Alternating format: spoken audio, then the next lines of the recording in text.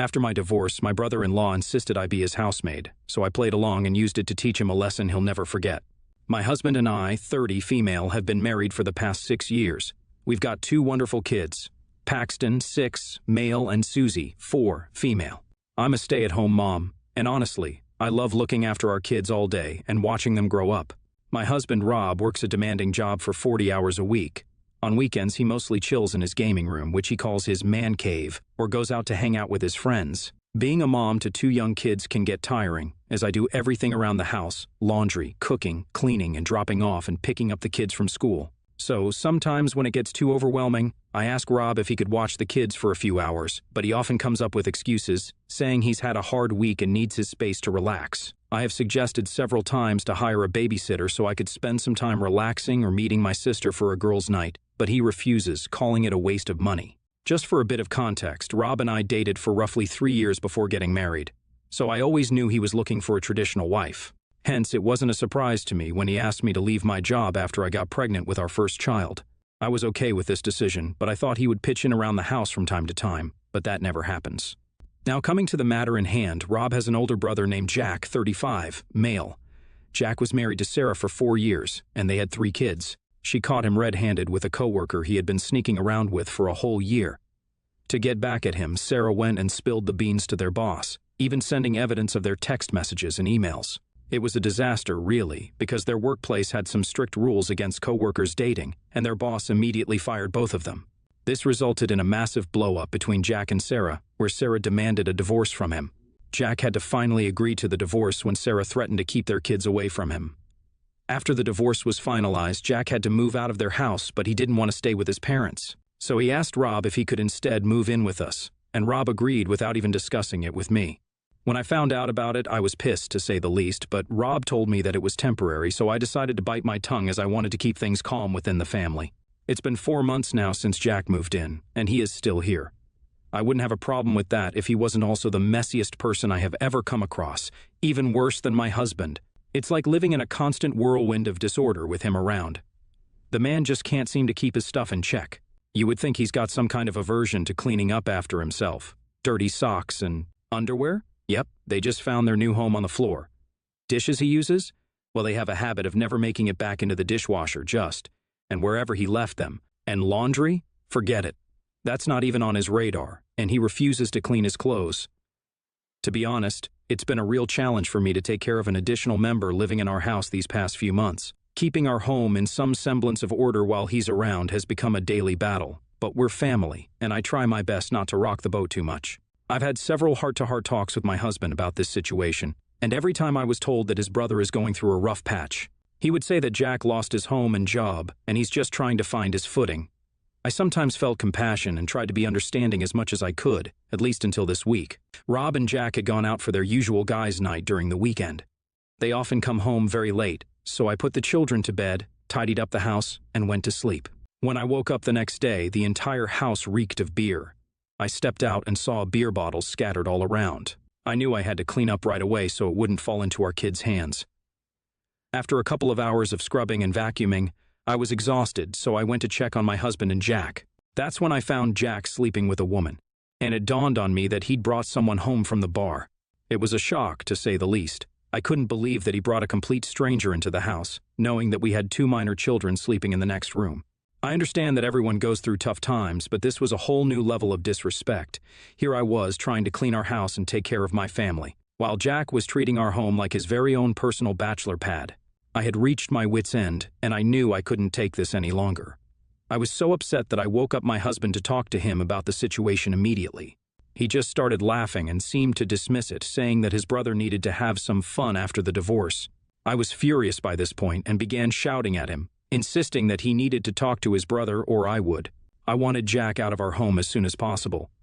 I made it clear to Rob that this was our home with children to consider, and having a chaotic, party-filled atmosphere just wasn't an option for them to have a stable life. Rob did seem to get my point, and I assumed he would talk to his brother, but after 3 long days, Jack continued to turn our home upside down. It became clear that my husband wasn't going to handle this situation, so I knew I had to step up for our family. I decided to send the kids to my parents' place for the day, giving us a chance to have an open conversation. I put a lot of effort into preparing a big lunch, hoping it would set the right tone for our talk. As we sat down to eat, with my husband present, I told my brother-in-law that it had been several months since he moved in, and it was high time for him to find a new place to live. I told him I understood that this was a difficult conversation, but it needed to happen as I was tired of taking care of him. I could see the anger building in Jack's eyes as I spoke. He furrowed his brow and clenched his fists, clearly not pleased with what I was saying. He let out an exasperated sigh before finally responding. "You can't just kick me out like this. I got nowhere else to go," he protested, his voice laced with frustration. I tried to remain calm but firm, explaining that while I understood he was going through a tough time, the current situation wasn't sustainable. It was challenging to find the right words while trying to remain cool, especially with my husband sitting there completely quiet and unhelpful. I explained how I was utterly exhausted, juggling my role as a mother, taking care of the kids, and now playing host to him in our home these past couple of months. It was getting harder each day, and I thought it would be best for all of us if he moved out and continued enjoying his single life elsewhere. I told him that he was always welcome to visit us on weekends, whenever possible. Jack's frustration seemed to have reached its peak. His face turned a deep shade of red and he shouted, "You know what? You could at least act like a good sister-in-law and help me out. If not, you can be my housemate and I will pay you." His words hit me like a ton of bricks. I glanced over at my husband, who appeared equally taken aback. I turned to Jack.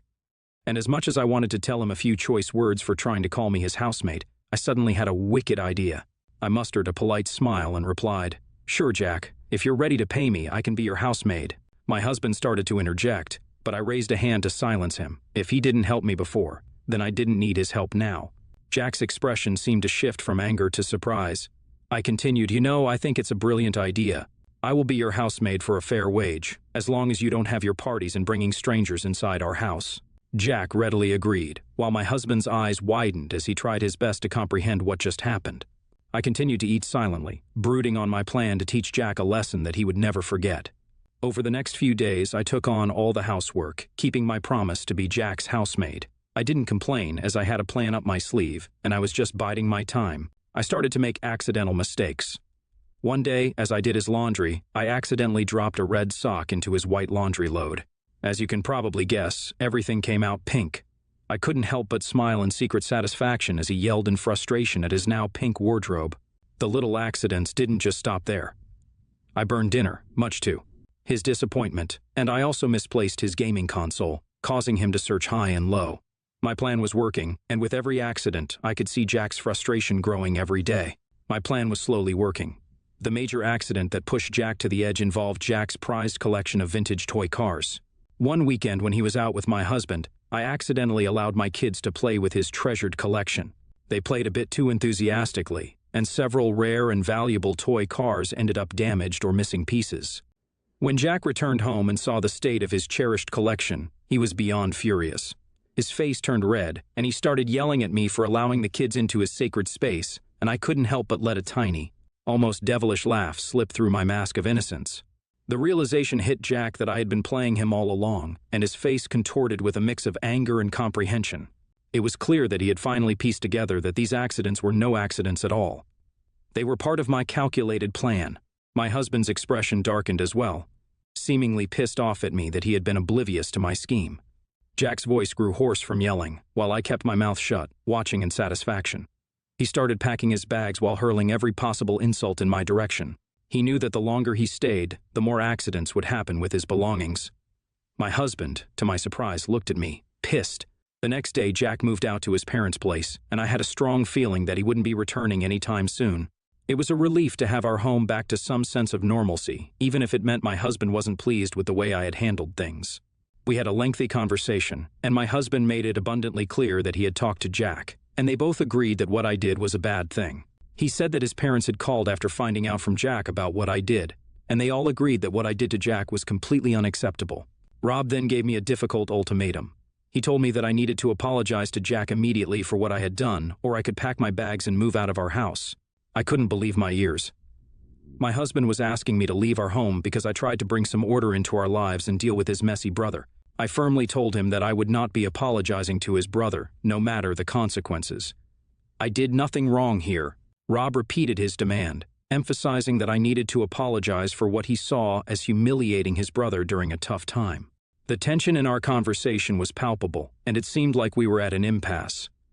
My emotions ranged from frustration to a growing sense of injustice for what he was putting me through. I realized that my husband was not only spineless, but he didn't really respect me as his wife. There was no point in arguing with him when he clearly didn't seem to think what his brother did was wrong.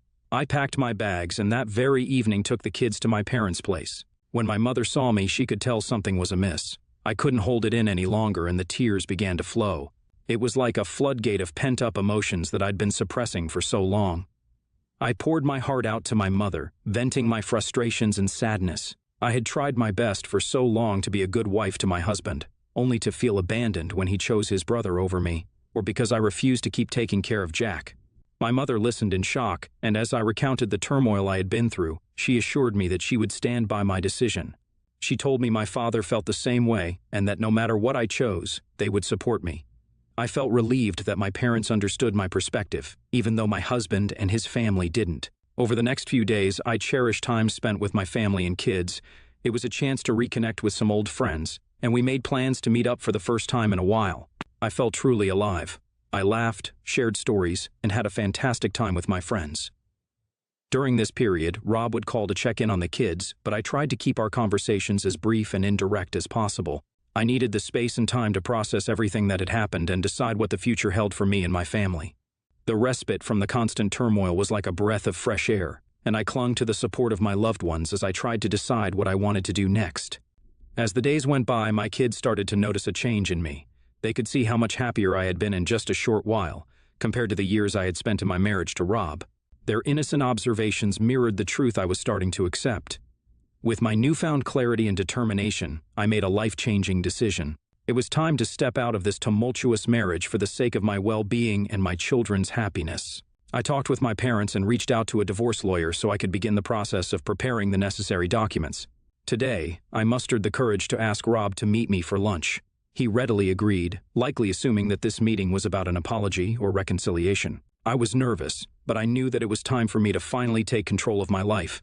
As we sat down, Rob seemed genuinely pleased to see me and shared that the house had become a complete mess in my absence. He expressed how much he missed having me around to clean up after him. I couldn't believe how immature he sounded. He seemed to have no remorse for the unfair ultimatum he had given me. Without uttering a word, I handed him the divorce papers, my silent declaration of my decision to end our marriage. Rob looked shocked as he looked at the papers, unable to believe what I did. He began to speak, likely in protest, but I couldn't bear to listen any longer. I rose from my seat, a surge of determination coursing through me.